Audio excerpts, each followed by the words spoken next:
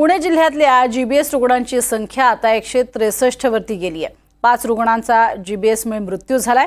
महापालिका भागातील 86 रुग्ण, पिंपरी चिंचवड महापालिका हद्दीतले 18 रुग्ण, पुणे ग्रामीण भागातले 19 रुग्ण आणि इतर जिल्ह्यातील 8 असे एकूण 163 रुग्ण सापडले।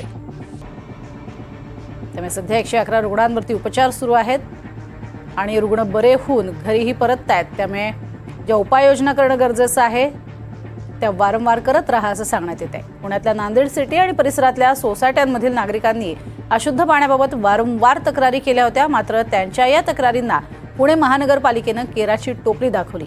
या भागातील नागरिकांशी आम्ही संवाद साधलाय। पाहुयात अविनाश पवार यांनी साधलेला हा संवाद।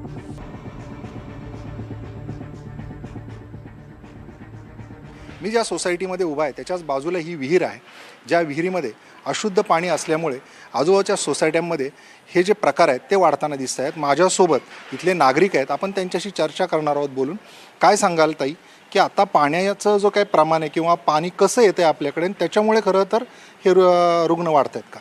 सर, खूप अस्वच्छ पाणी आहे इथलं।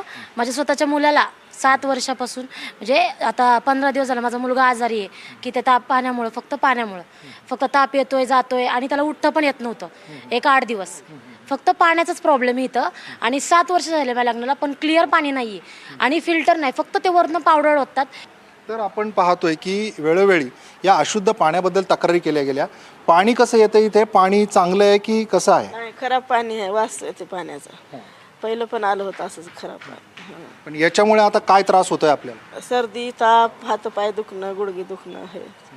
म्हणजे हे किती वर्षापासून मागं तक्रारी करताय तुम्ही पाणी येतंय असं?